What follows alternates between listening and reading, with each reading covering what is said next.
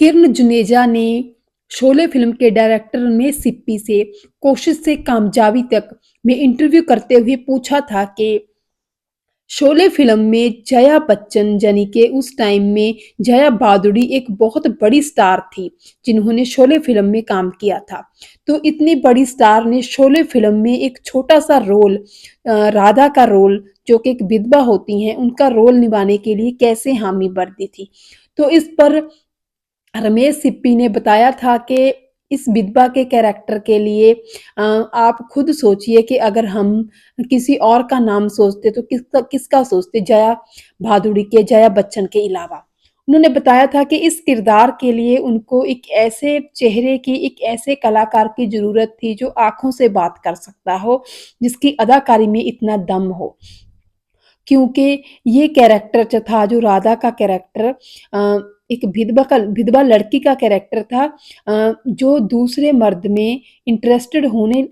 लगती है, हो रही होती है, तो वो उसके साथ फ्लर्ट तो नहीं कर सकती होती और क्योंकि वो एक विधवा औरत है और विधवा पर समाज की बहुत सारी बंदिशें होती हैं, तो ज़ाहिर है कि उसने आँखों से ही अपना दर्द भी बयान करना होता है।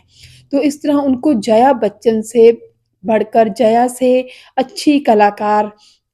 इस फ़िल्म में इस रोल के लिए कोई और नहीं लग रही थी। तो इस तरह उन्होंने जया जी से संपर्क किया और जया ने भी फ़िल्म करने के लिए हामी भर दी थी। लेकिन यहाँ पे आपको बता दें कि रमेश सिप्पी ने ये भी साथ में कहा था कि क्योंकि अमिताभ बच्चन के साथ तब जया बच्चन की शादी हो चुकी थी और अमिताभ भी इस फ़िल्म में काम कर रहे थे, तो कहीं न कहीं जया का जो कपल था वो अमिताभ बच्चन के साथ इस फ़िल्म में होना था, तो ये भी एक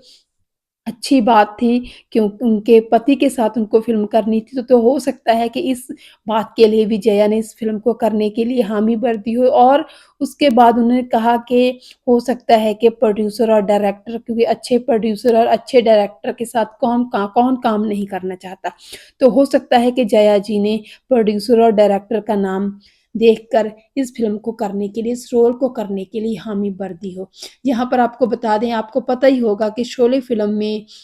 जया बच्चन जी ने जो किरदार निभाया था वो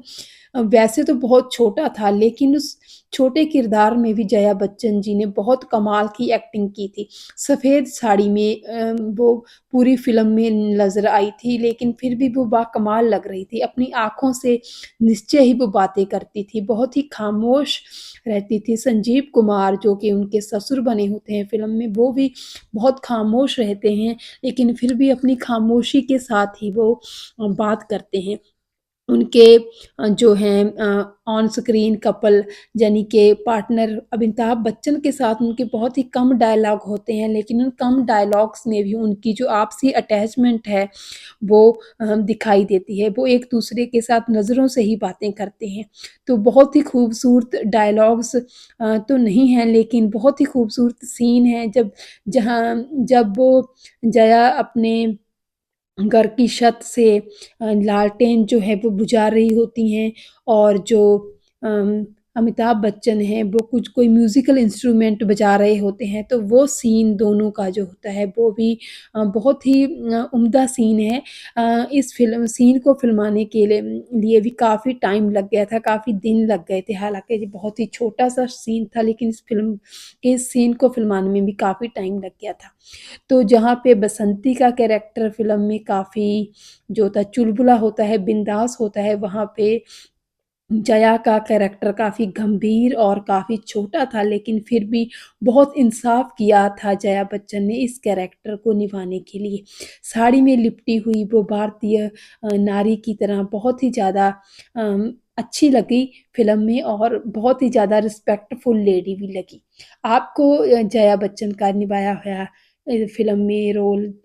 विधवा का, राधा का रोल कैसा लगा? कमेंट सेक्शन में ज़रूर बताइएगा।